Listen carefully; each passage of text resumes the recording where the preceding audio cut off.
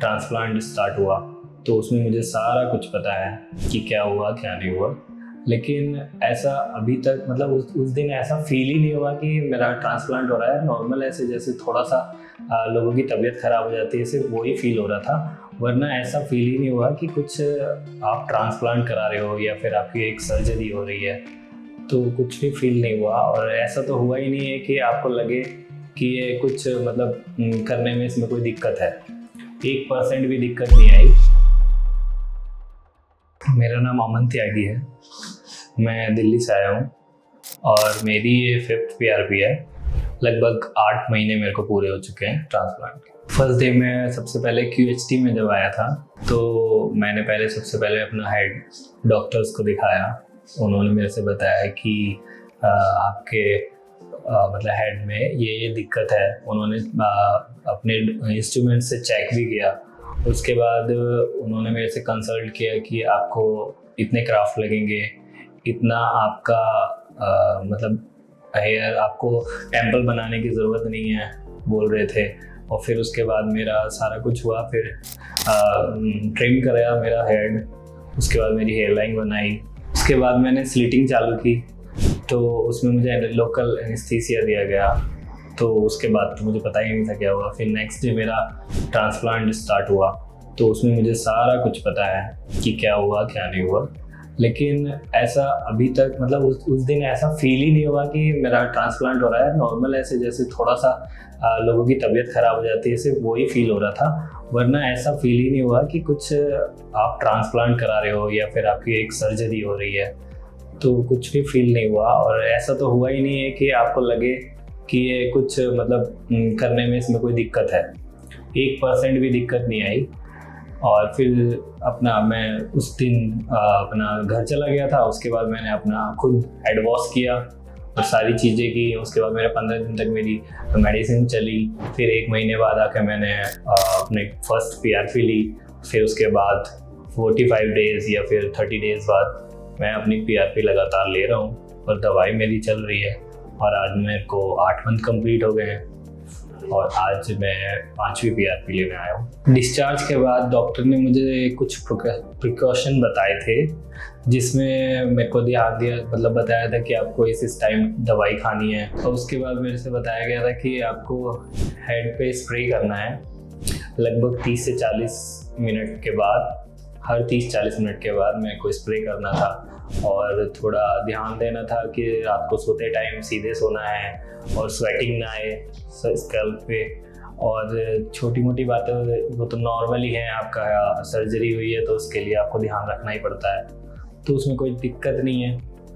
ऐसा कुछ था ही नहीं कि हाँ लगे कि बस 7 डेज़ का ज़्यादातर मतलब 7 दिन तक आपको प्रिकॉशन ज़्यादा अच्छे से देने थे।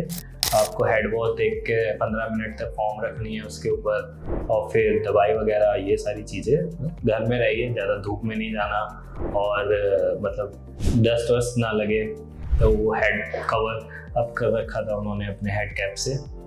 तो उसके बाद कोई दिक्कत नहीं है। मेरे को डेली कॉल आती थी लगातार 7 डेज़ तक, जिससे मुझे ये बताना था कि मेरे को कोई दिक्कत तो नहीं है और स्वेलिंग वगैरह तो नहीं आ रही या फिर वो हेड वॉश आप अच्छे से कर रहे हैं कि नहीं कर रहे। वो सारी चीज़ें मैंने अच्छे से की और उसके बाद मेरे साथ फॉलोअप भी किया।